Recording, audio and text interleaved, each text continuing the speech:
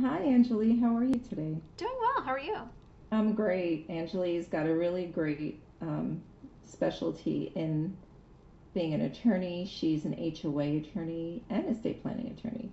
And today we're going to talk about parking and HOAs, homeowners associations. People don't think about that either, but especially in gated communities, being in real estate, I often deal with that, and personally, that there is potentially not enough parking, that people wish there would be, and they're stressed about it. What are some things you want to share with people about parking and HOA homeowners associations? Yeah, some considerations to think about when purchasing a home in a gated community, especially you hit the nail on the head, or situations where they're private streets or tight streets or anything like that, is the parking.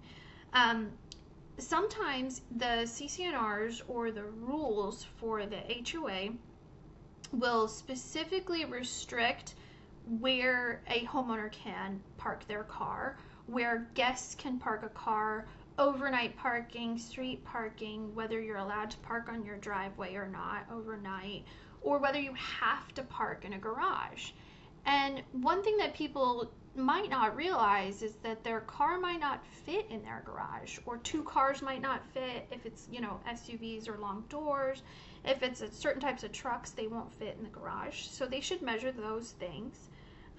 Another thing to consider is your future needs. So if you've got, like, let's say a teenager right now, but they're not driving yet, is there a spot for that other car when the time comes? Because this is when we can get into situations. Right, because what do you do? I mean, you're in a situation where you didn't think that far ahead, right?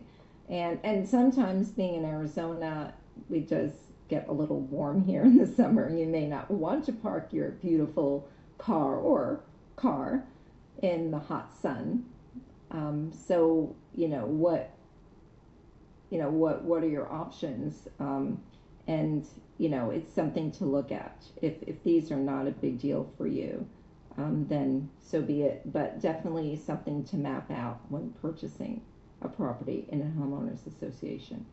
Yes, absolutely. We do help buyers after the fact with like variance requests or things like that. So I'm always happy to talk to a homeowner that's already in this situation, but it's something to consider right now when they're in the middle of the purchase rather than after they're getting those violation notices. Yeah, and you've been such a big resource for me being in real estate.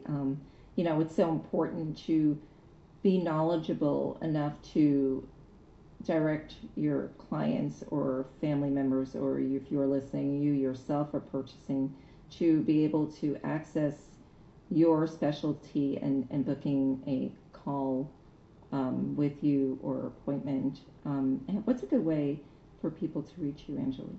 I'll include links at the bottom of this video so that you can go straight to my site or to request a consultation with me.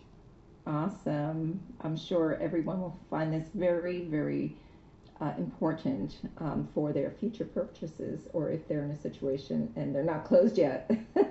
Absolutely. And they can reach out to you and get what they need, the questions answered. Thanks, So Mina. thank you.